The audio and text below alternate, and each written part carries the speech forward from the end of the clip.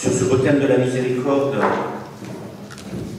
réflexion que j'ai intitulée « De la miséricorde divine à la dignité de l'homme », un appel qui devient nécessité pour le monde d'aujourd'hui. Alors Jésus-Christ est le visage de la miséricorde du Père, le mystère de la foi chrétienne est là tout entier. Devenue vivante et visible, elle atteint son sommet en Jésus de Nazareth. Le Père est riche en miséricorde, écrit le pape François au début de sa lettre d'introduction, le visage de la miséricorde. Dans l'Église catholique, nous sommes sur le point de clore cette année sainte que le pape a voulu pour l'Église et pour le monde entier. Or, à plus d'un aspect, nous sommes à un tournant de l'histoire des hommes et des cultures. Dans le monde occidental, pour celui que je connais pour le mieux, l'homme trouve difficilement sens à sa vie. Les philosophies matérialistes et nihilistes ressurgissent sous une forme violente, au risque de substituer l'homme à sa vocation première, chercher Dieu et faire alliance avec lui. La technique devient l'alpha et l'oméga de la pensée rationnelle et scientifique.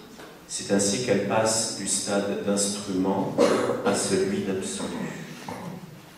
L'homme prend le risque de se soustraire à l'appel divin, celui d'être coopérateur de la création, et c'est pourquoi il prend le risque d'entrer progressivement dans une logique infernale, la destruction de l'homme par l'homme. Le mal prend des visages pluriels dont nous pouvons dessiner les contours lorsque nous ouvrons notre poste de télévision. Alors la question qui se pose aux croyants comme aux non-croyants, qui veut vivre dans la vérité, est la suivante. Le mal connaît-il les limites, et si oui, lesquelles? C'est dans ce cadre que nous comprenons la miséricorde que la tradition chrétienne et biblique nous l'enseigne.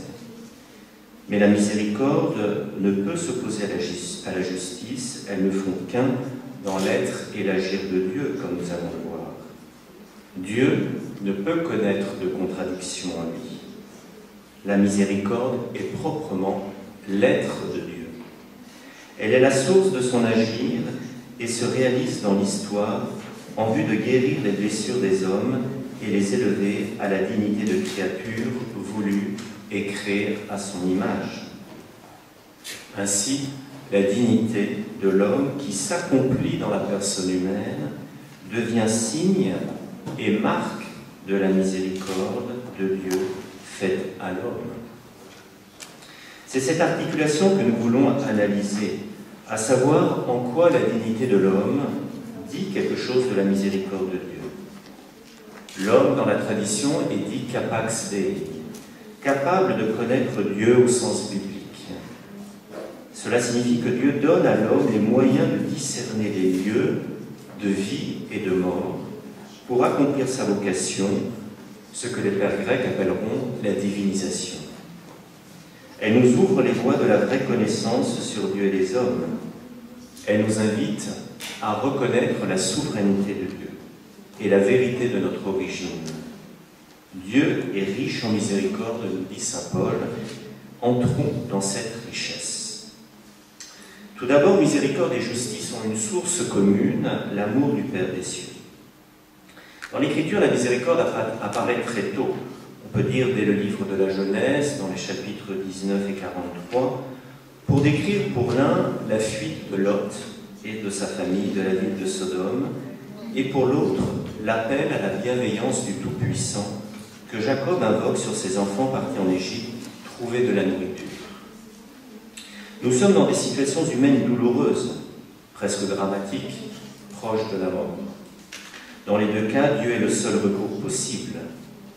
Il en va de la vie et de la mort d'êtres humains. Cela signifie que dès le commencement de l'histoire sainte, celle d'Israël, la bienveillance de Dieu accompagne les enfants du peuple élu. Et cette bienveillance prend le nom de miséricorde. Le terme irrigue une grande partie des textes sacrés pour trouver un point culminant dans le Magnificat de la Bienheureuse Vierge Marie et dans la parabole de l'enfant prodigue chez saint Luc, que nous avons commenté ces derniers jours, qui est dit l'évangéliste de la miséricorde. Or, la miséricorde a revêtu dans le langage courant un caractère compassionnel. Dieu compatit avec l'homme qui souffre.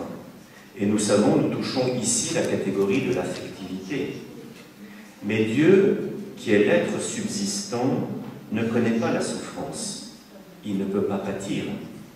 C'est ce que nous disait saint Thomas d'Aquin lorsqu'il écrivait « Lorsque nous attribuons la miséricorde à Dieu, il faut l'entendre selon le mode de Dieu. Et lorsque nous l'attribuons à l'homme, il faut l'entendre selon le mode de l'homme. Il y a miséricorde en l'homme lorsqu'il compatit aux misères d'autrui. Or, cela ne peut être ainsi en Dieu, car Dieu est impassible, et il ne compatit pas. Il y a donc miséricorde en Dieu lorsqu'il s'éloigne de chaque chose la misère, en prenant misère au sens de manque. Cela signifie peut-être que nous devons comprendre la miséricorde dans un sens analogique, que certains auteurs appellent de proportionnalité métaphorique. Mais la miséricorde serait-elle qu'une métaphore de style littéraire? Certainement pas. Elle trouve sa source dans l'amour du Père qui cause la bonté. Un amour qui crée et répand la bonté dans les choses, nous dit toujours saint Thomas. C'est cet amour qui fait sortir Dieu de lui-même dans un mouvement appelé exitus, qui est celui de la création des mondes et de l'homme. Et c'est alors que la théologie latine distinguera la théologie de l'économie. La miséricorde trouve son expression et sa traduction temporelle après la chute en Genèse 3, que certains auteurs, et parmi les auteurs orientaux, que certains auteurs qualifieront de drame cosmique. C'est l'apparition du mal dans l'histoire et dans le temps. L'homme rompt sa dépendance à Dieu, qui lui est pourtant inhérente. C'est alors que la miséricorde, qui était jusqu'alors synonyme de l'amour de Dieu, revêt en plus celui de la justice divine, appelée à rétablir l'ordre qui fait suite au désordre, provoqué par la désobéissance de l'homme.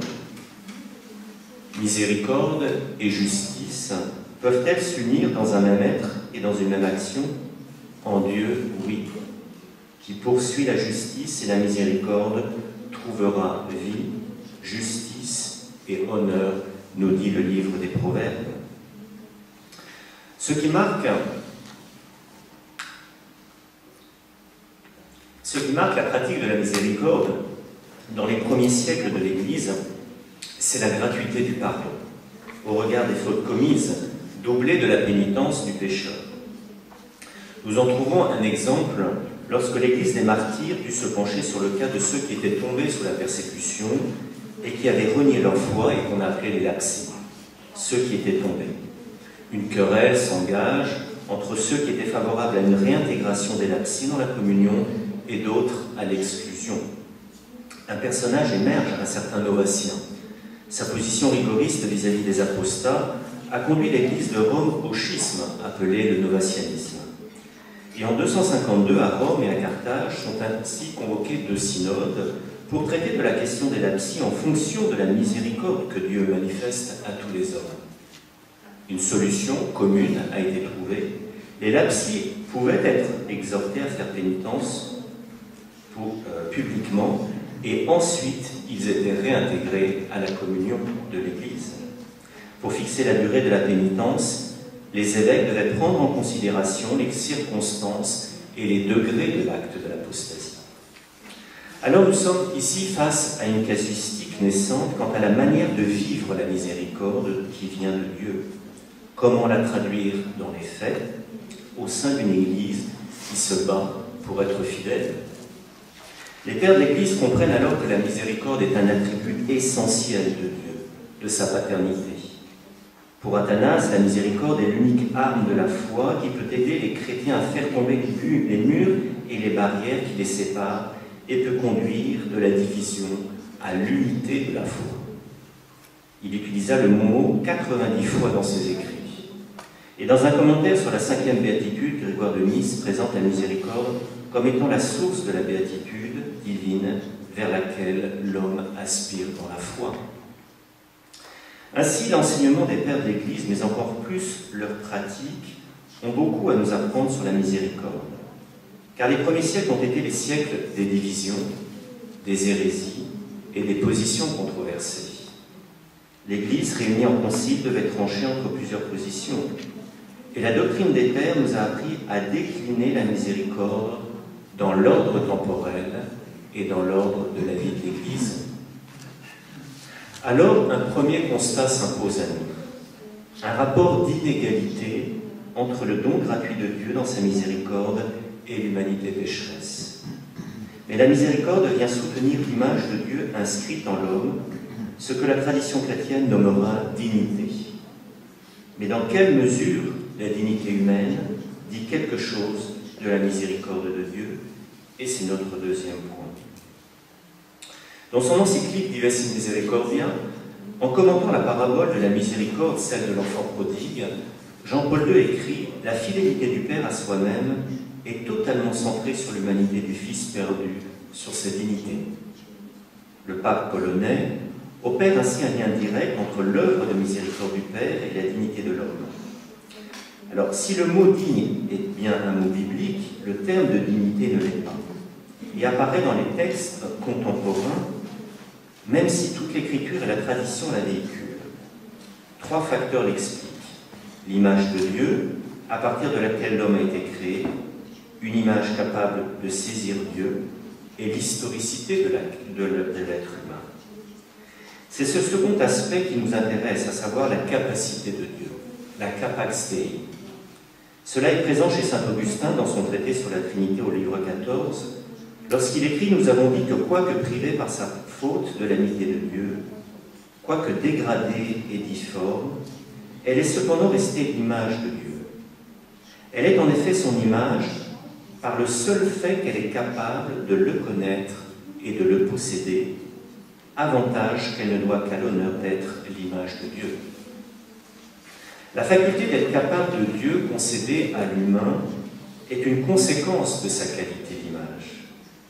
L'humain, sa qualité créée, est capable de Dieu. La disposition même de l'âme humaine et de ses facultés donne à Augustin de considérer l'efficacité possible de cette capacité. Elle n'est pas à penser comme la possibilité de contenir Dieu, mais comme la capacité de le connaître et d'en faire l'expérience. Et chez l'évêque d'Hippone, qui est marqué par le platonisme, la question de savoir comment il connaît l'idée de Dieu est le signe de la marque de Dieu en lui. C'est alors que nous comprenons que le désir de connaître par l'expérience est un trait commun à la fois à la miséricorde et à la dignité de l'homme. L'homme fait l'expérience de son humanité. Il fait l'expérience de sa dignité et donc de la miséricorde de Dieu. Et c'est ce que nous rappelle Jean-Paul II lorsqu'il écrivait « La relation de miséricorde se fonde sur l'expérience commune de la dignité qui lui est propre. Cette expérience commune fait que l'enfant prodigue commence à se voir lui-même et à voir ses actions en toute vérité. Et précisément à cause de cela, il devient au contraire pour son Père un bien nouveau. La miséricorde devient ainsi une œuvre de recréation qui transforme le cœur de l'homme pour le faire passer d'un cœur de pierre à un cœur de chair, comme nous dit le livre d'Ézéchiel. Et c'est le mouvement de la métanoïa, du retournement du cœur, de la conversion qui suit le don de la miséricorde. Mais si la miséricorde est un attribut essentiel de la paternité de Dieu, elle est un fruit de la rédemption de Christ. Dieu redonne à l'homme la vie qu'il avait perdue et le soustrait à la punition qui est constituée par la damnation éternelle.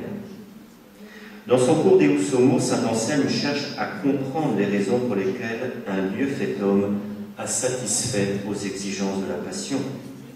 Le saint archevêque de Canterbury donne la réponse en affirmant que seule la miséricorde peut justifier une œuvre de justice face à l'injustice du mal.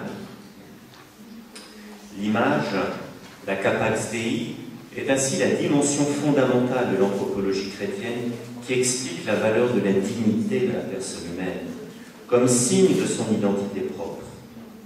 La philosophie personnaliste, notamment avec Mounier et Maritain, s'est fait l'écho de cette dimension de l'anthropologie chrétienne dont nous trouvons les accents dans le pontificat de Jean-Paul II. Mais avant lui, la constitution Gaudium et Spes du Concile Vatican II a été le lieu de la mise en œuvre de ce courant de pensée, dont le mot n'apparaît pas moins de 30 fois. Et dans le numéro 9, le texte nous dit, pendant ce temps, la conviction grandit que le genre humain peut et doit non seulement renforcer sans cesse sa maîtrise sur la création, mais qu'il peut et doit en outre instituer un ordre politique, social et économique qui soit toujours plus au service de l'homme et qui permette à chacun, à chaque groupe, d'affirmer sa dignité propre et de la développer. Cet extrait nous apprend deux choses. Tout d'abord, que l'homme est continuellement appelé à avoir maîtrise sur la création qui est ordonnée à la création de l'homme. Cela signifie que la cosmologie se comprend à l'intérieur du traité d'anthropologie et non l'inverse, comme auraient tendance à le faire certains de nos contemporains, au risque de faire de l'environnement de l'homme un sujet autonome. Et fort de cette maîtrise, l'homme doit prendre les moyens pour instituer un ordre politique, économique et social qui garantisse la dignité et la pérennité de celle-ci. En somme, tout ce que l'humanité entreprend d'action et de décision ne prend sens que dans la mesure où celle-ci respecte la dignité de l'homme. Mais est-ce que ce fut le cas dans l'histoire de l'humanité et est-ce le cas encore aujourd'hui? La tradition chrétienne a mis du temps à élaborer dans sa forme théologique les contours de la dignité de tous les hommes. Et je vous renvoie au débat de Las Casas et la controverse de Valladolid sur l'existence de l'âme chez les Indiens. Mais elle en est arrivée à la conviction qu'il ne peut y avoir de construction humaine, c'est-à-dire de projet qui respecte l'homme pour ce qu'il est, sans respect de la dignité de l'homme. Respecter la vie où l'homme est toujours perçu et appréhendé comme un sujet et non comme un objet participe à cette vérité.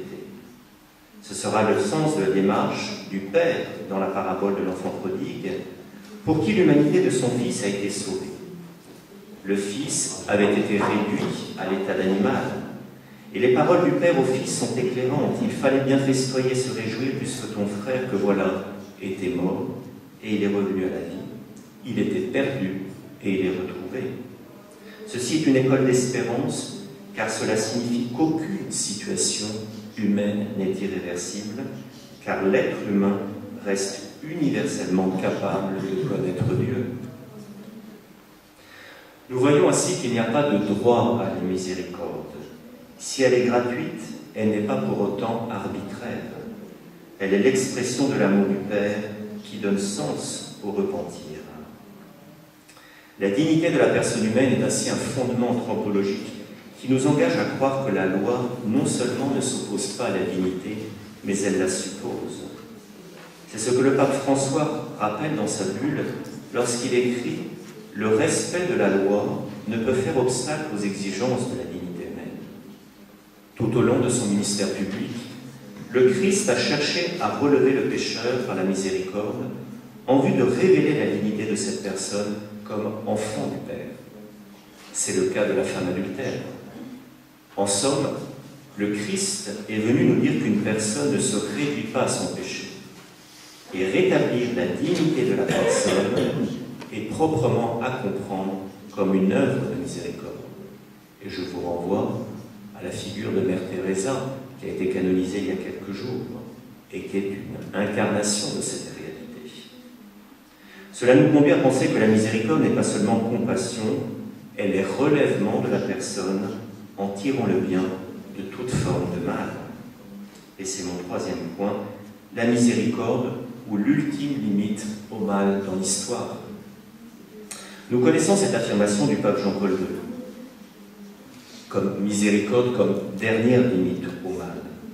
Celui-ci avait fait de son histoire personnelle l'expérience du mal en traversant les deux idéologies du XXe siècle, qu'étaient le nazisme et le communisme. Le mal pose la question de la liberté de l'homme. Face au tentateur, l'homme n'a pas su l'exercer avec justesse. La liberté est ce que certains appellent un risque que Dieu a pris. Alors le livre de Job nous offre une lecture harmonieuse quant au développement entre le mal, la mort et la souffrance. La tradition chrétienne nous éclaire lorsqu'elle affirme que Dieu n'est pas à l'origine du mal. Basile de Césarée dit que le mal n'a pas d'existence propre et n'est pas créé, mais rien ne nous est dit sur son origine. Job opte pour l'attitude du serviteur fidèle qui accueille tout de Dieu avec bénédiction, sans chercher à comprendre ce qui n'est pas de l'ordre de la raison, mais bien de l'ordre du mystère. Or, certains auteurs contemporains, nous le savons, ne font qu'un pas pour attribuer le mal à Dieu, comme le dit Olivier Clément. Je le cite, d'Ivan Karamazov à Albert Camus, nous retrouvons comme un leitmotiv la mise en accusation de Dieu, dénoncée comme responsable du mal et par conséquent niée. Paul Evdokimov, qui consacra sa thèse à Dostoïevski, la question du mal, voit dans la liberté un paradoxe de la création entre un principe de contrainte interne et le désir de se réaliser. Alors notre auteur rejette l'approche philosophique d'une justification du mal par la raison, mais affirme qu'il est un mystère proprement religieux. Ce qui nous intéresse, c'est de voir et de comprendre que la miséricorde renverse la logique destructrice du mal pour tirer de lui un bien. Et c'est ce que nous dit toujours Jean-Paul II lorsqu'il écrit « La miséricorde se manifeste dans son aspect propre et véritable quand elle revalorise, quand elle promeut et quand elle tire le bien de toutes les formes de mal qui existent dans le monde et dans l'homme. Ainsi entendu, elle constitue le contenu fondamental du message messianique du Christ et la force constitutive de sa mission. C'est une conviction qui nous vient de l'Évangile, de la croix et de la théologie paulinienne de la croix, lorsque l'apôtre des nations écrit « Ne te laisse pas vaincre par le mal, sois vainqueur du mal par le bien » dans l'Épître aux Romains, chapitre 12. Et la légende du grand inquisiteur, qui demeure à ce sujet une belle réflexion sur le rapport entre le mal et la justice dans les frères Karamazov de Dostoïevski, eh bien, où l'on voit le bien prendre les traits du malin et la victime devient le coupable. Le mensonge gagne les esprits pour fausser la vérité, et c'est la nature même du mal. La scène qui se déroule dans l'Espagne de l'Inquisition au XVIe siècle est une dénonciation implicite de la foi catholique. Le cardinal, grand inquisiteur, devient la figure de l'esprit mauvais et la destruction du néant. Tel devant Ponce Pilate, le Christ se tait. Il vient dans le monde à main nue, nous dit Dostoïevski, et constate un détournement de son message. Il est impuissant face à la liberté de l'homme. Ce n'est pas une démission de sa part, mais un temps où les paroles ne servent plus à rien et où l'homme est appelé à devenir responsable de ses choix. Alors, comme le dit Paul Evdokimov, le mal apparaît comme la preuve la plus éclatante de l'existence de Dieu. La légende nous rappelle ainsi deux choses. Le mal a un visage et il prend les traits du bien. Or, aujourd'hui, le mal a des visages. Ce n'est pas une nouveauté, mais nous constatons une propagation du mal dans l'histoire des hommes, comme dans celle de la grande histoire. À l'époque contemporaine, il est intéressant de relever que parmi les documents à caractère universel, le terme de dignité est apparu pour la première fois dans la Déclaration universelle des droits de l'homme de l'ONU en 1948, qui nous dit « Tous les êtres humains naissent libres et égaux en dignité et en droit ». Or, ce texte fut pensé après l'une des plus grandes tragédies de l'histoire de l'humanité, si bien qu'on orienta le droit vers un nouveau qualificatif de crime contre l'humanité. Or, nous le savons, les deux idéologies qui ont régné sur l'Europe au XXe siècle étaient viciées en leur structure même. Staline était le fils de Marx et Hitler le fils de Nietzsche. Les deux ont voulu renverser l'ordre de la création de la nature, celui d'un créateur qui donne vie et qui donne sens au créé. La dignité est ainsi comprise comme réponse au mal dans l'ordre temporel. Mais au regard de ce que nous avons vu au plus haut, nous saisissons le lien intrinsèque de cause à effet entre le mal et la miséricorde, où la dignité devient le sceau de l'agir de Dieu en l'homme et dans l'histoire des hommes. Dans la Cité de Dieu, saint Augustin nous aide à comprendre que c'est en reconnaissant la seigneurie du Christ que nous devenons des instruments de miséricorde. La finalité de l'homme qui vit en société est de vivre dans la paix. Mais la paix n'est pas seulement l'absence de guerre, comme on a l'habitude de dire. L'évêque d'Hippone la qualifie de tranquillité de l'ordre. Or, le premier ordre à respecter est précisément celui de la création, dont nous sommes un élément. Saint Augustin écrit « Par rapport à la créature, il y a 3 choses qui méritent d'être connues, à savoir qui l'a faite, comment l'a-t-il faite, la réponse est Dieu. Par quel moyen l'a-t-il faite? Il dit qu'elle soit et elle fut. Pourquoi l'a-t-il faite? Parce qu'elle est bonne. Il n'y a pas d'auteur plus excellent que Dieu. Il n'y a pas d'art plus efficace que le Verbe de Dieu. Il n'y a pas de raison plus juste que celle-ci. Un Dieu bon crée une chose bonne. Miséricorde divine et dignité de l'homme se font écho et trouvent leur origine dans une même cause, la bonté de Dieu. Cette bonté nous invite à la confiance, car le Christ nous l'a dit dans l'Évangile, « J'ai vaincu le monde ». Je vous remercie.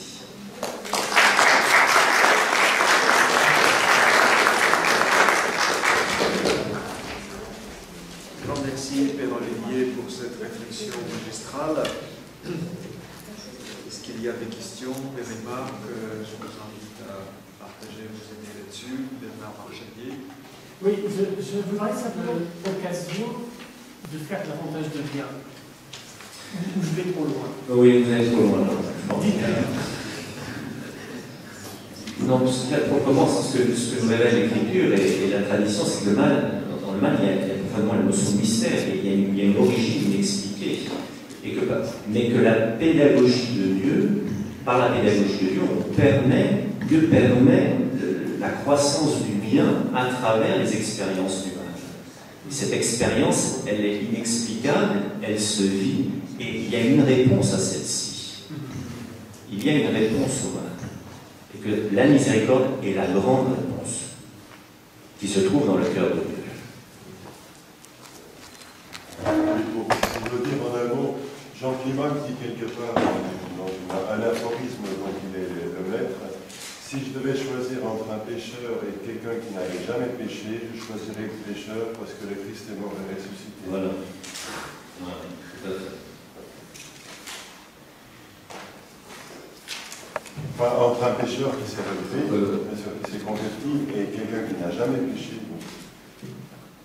Donc c'est le pécheur qui se repentit fait l'expérience. C'est la bienheureuse faute, c'est-à-dire que notre état après le salut, après l'intervention de Dieu dans notre état pécheur est plus grand que avant. Et pourtant, ça ne justifie pas le mal.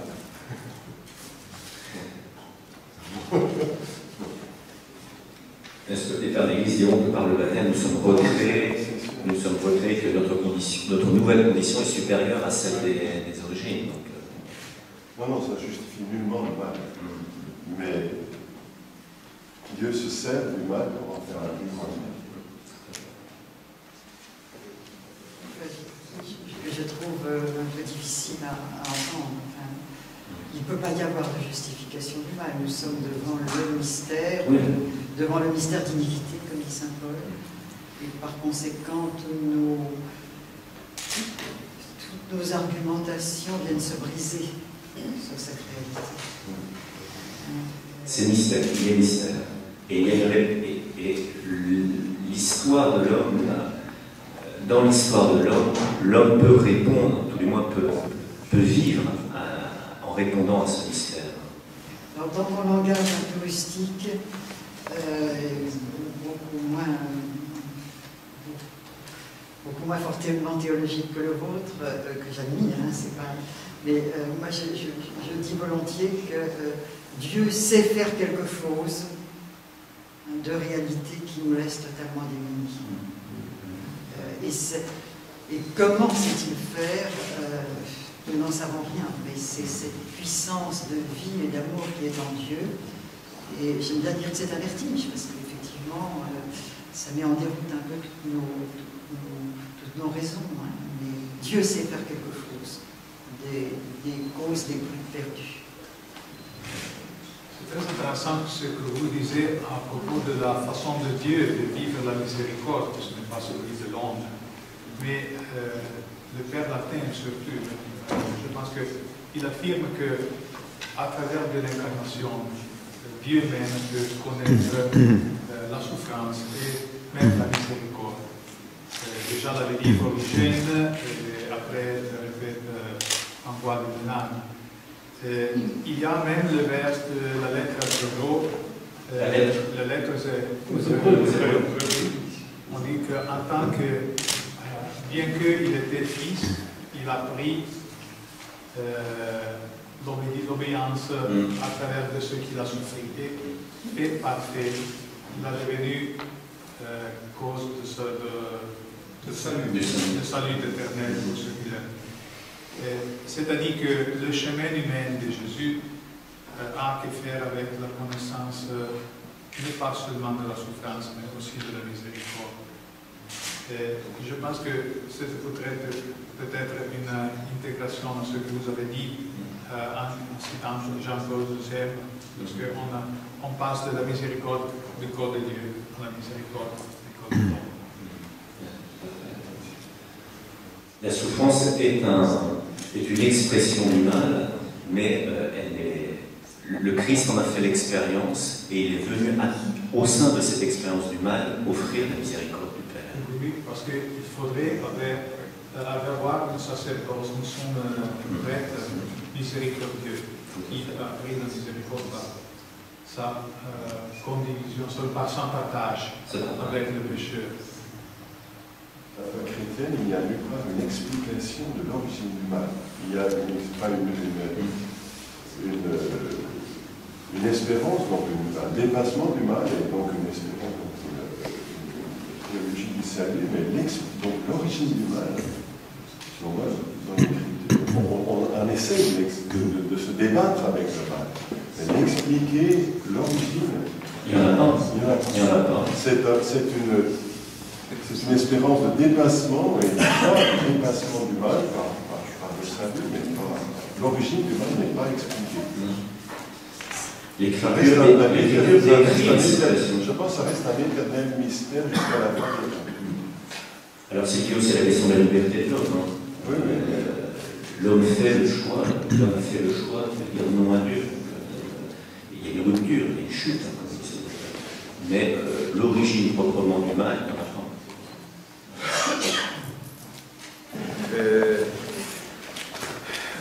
Постараюсь коротко сказать то, о чем я уже третий день думаю. Вы сказали, что в милосердии Бога нет предела.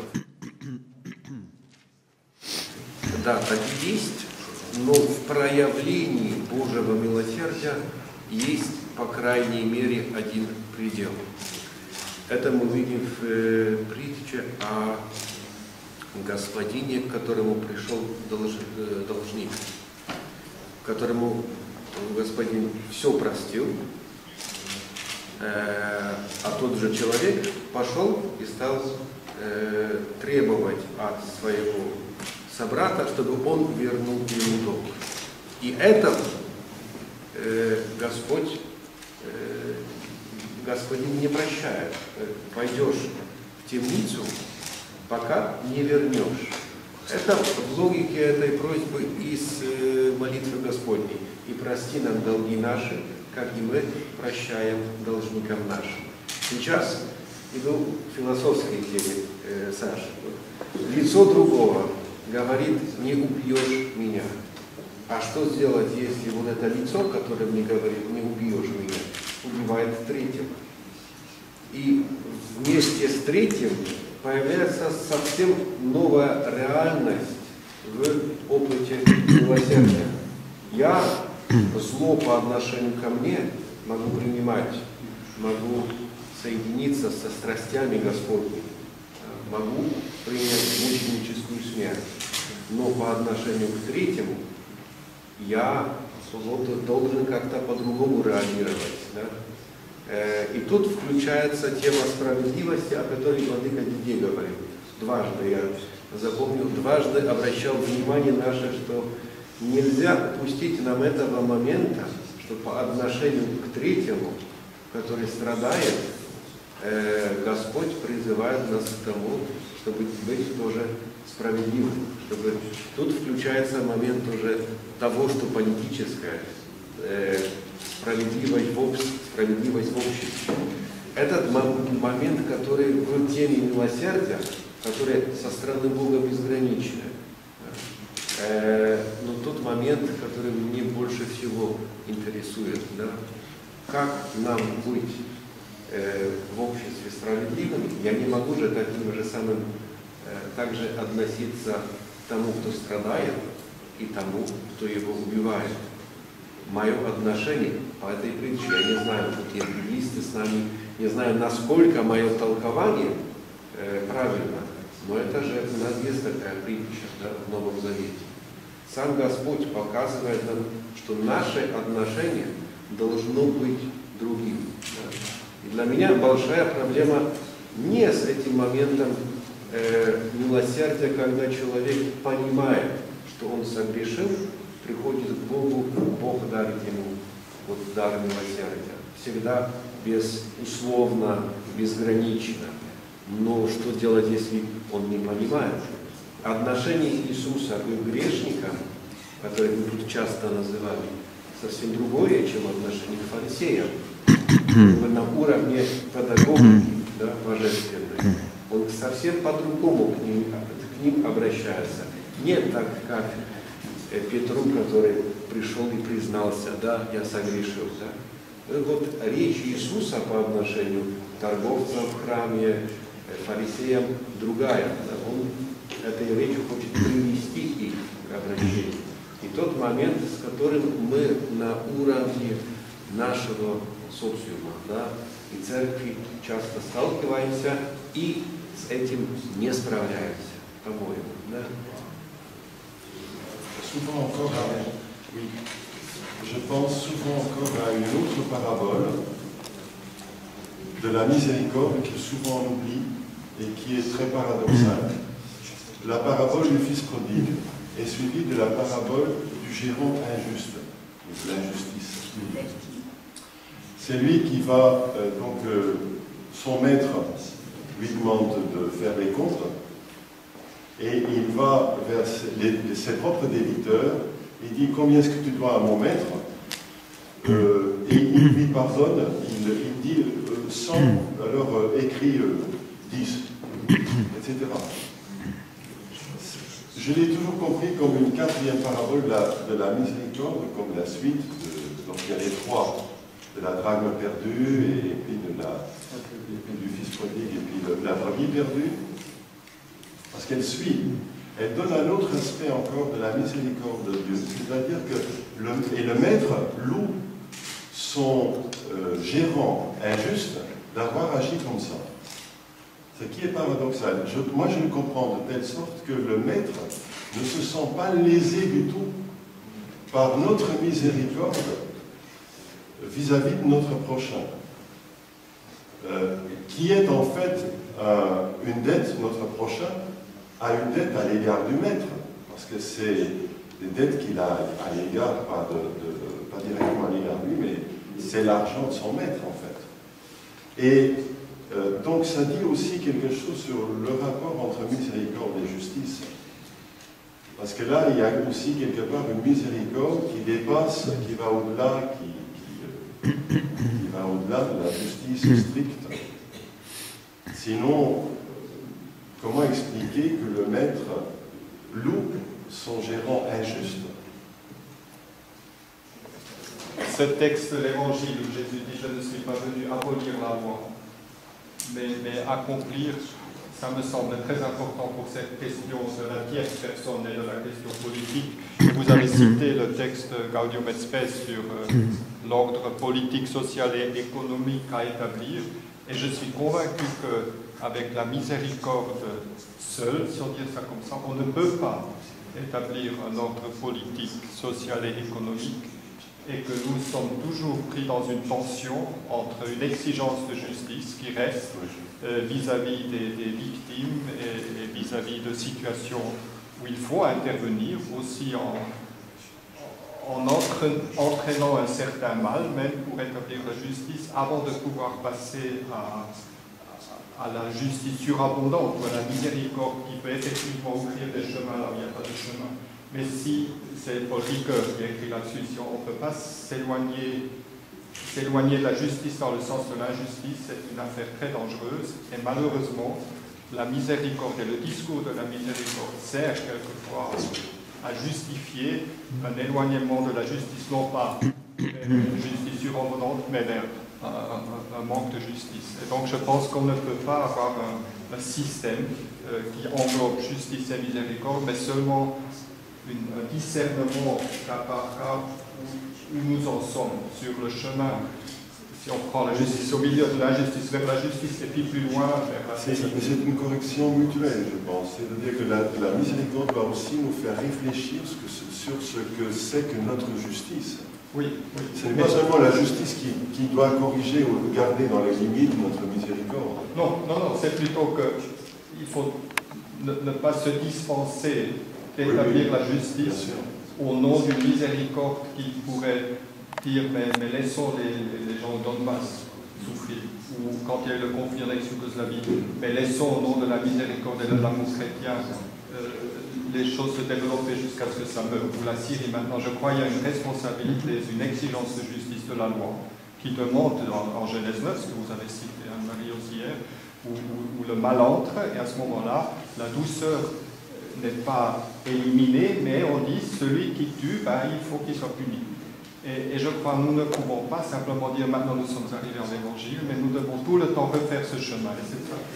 Richard vient de dire, c'est tout de même frappant de voir que jusqu'au bout des Écritures, le Dieu juste nous est manifesté à travers des paroles de jugement. C'est-à-dire que ce Dieu, le Dieu miséricordieux est en même temps le Dieu 3 fois saint, et il ne peut d'aucune manière être complice du mal. Donc, au terme de l'histoire, c'est bien la victoire sur le mal qui est annoncée. Et dans les textes, dans la littérature apocalyptique, souvent d'une grande violence. Et Dieu bénit l'homme juste. Saint Joseph est un homme juste, mais la justice est signe de la miséricorde, de la miséricorde chez l'homme. Oui, donc voilà, ce que Dieu, ce vers quoi Dieu nous fait tendre, c'est vers cette justice, ce qui veut dire la défaite du mal. Alors là, par l'extension, effectivement, dans les Écritures, ce qui est aussi impressionnant, c'est que Dieu nous est montré comme le Dieu 3 fois saint et qui en même temps est le Dieu et le Dieu miséricordieux. Je perds le fil de ce que je voulais dire, excusez-moi. Oui, non. Bon, alors je passe à autre chose. Pardonnez-moi, je suis un peu. Oui, moi, à propos de tout cela, ce qui me paraît aussi intéressant, c'est de voir comment le Christ nous dit si on te frappe sur la joue droite, tends la joue gauche.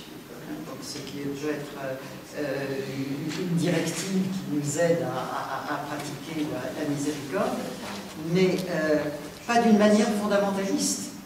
Parce que dans le récit de la Passion, lorsque Jésus est frappé, il ne tend pas l'autre joue. Il dit « Pourquoi me frappes-tu » Il y a cette exigence de vérité et de justice est maintenue. Donc on n'est pas du tout dans une problématique de la miséricorde un peu sentimentale ou un peu effervescente. On est dans cette tension entre justice et miséricorde. Et qui passe par la victoire sur le mal. C'est unique. Dans les premiers siècles, il y a eu les disciples d'Origène avec la doctrine de l'apocatastase. Le mal se convertirait. Non, le mal est vaincu. Donc, c'est le Christ vainqueur qui l'emporte sur nous. Il me semble qu'il y a une question très concrète et pratique, c'est que maintenant que l'Église est moins impliquée dans la vie politique, en tout cas dans nos sociétés occidentales, le discours est devenu beaucoup plus sur la miséricorde, et puis l'exigence de justice, nous la laissons à l'écart. Et je me dis ça parfois, même à Thésée, nous parlons de la non-violence, de la douceur bien sûr, et puis c'est le gouvernement français qui nous envoie des soldats pour dire mais vous devez être protégés s'il y a des terroristes. Qu'est-ce qu'on fait? Et je me dis parfois c'est trop facile pour nous les chrétiens de dire l'État avec ce monopole de la violence et de la justice, c'est l'État et ça ne nous regarde pas, nous on vit la miséricorde. C'est aussi pour ça que je quand nous avons besoin des deux, de cette tension. C'est pas pertinent de faire la distinction entre l'ennemi privé et l'ennemi public. Oui. Parce que C'est ce que le Père Wojciech disait un peu avec le tiers. Justice. Je pense que c'est vrai qu'il faut protéger la justice, mais la justice humaine est très fragile aussi. Hein. Si on regarde l'histoire de l'Église, on voit combien de choses qu'on croyait justes étaient injustes. Et alors je pense qu'ici, René Girard peut avoir raison que l'unique manière de rompre le cercle de justice qui s'impose sur l'autre justice et finalement devient injustice peut être occupé avec miséricorde, avec le Christ qui dit bon, tu as fait une chose injuste, ok, je le tolère. Parce que si moi je vais te punir, mais ma justice sur la tienne, on ne va jamais s'en sortir. Hein. Et souvent dans les conflits entre les nations, on voit très bien que chacun a un peu sa justice. Ce n'est pas le cas de l'Ukraine. L'Ukraine a toute la justice à sa part dans le conflit avec les Russes, hein, mais tous les autres, là, c'est très équilibré. Et deuxième idée sur le mal. Hein. Aussi, je suis très réticent à dire que le mal est le produit de la liberté humaine. Hein. On trouve du mal dans la nature. Hein. On trouve de violence dans le monde des aliments. On a des tremblements de terre, peut-être avant que l'homme ait été créé. Réduire le mal à l'homme, je ne sais pas jusqu'à quel point c'est une réponse réelle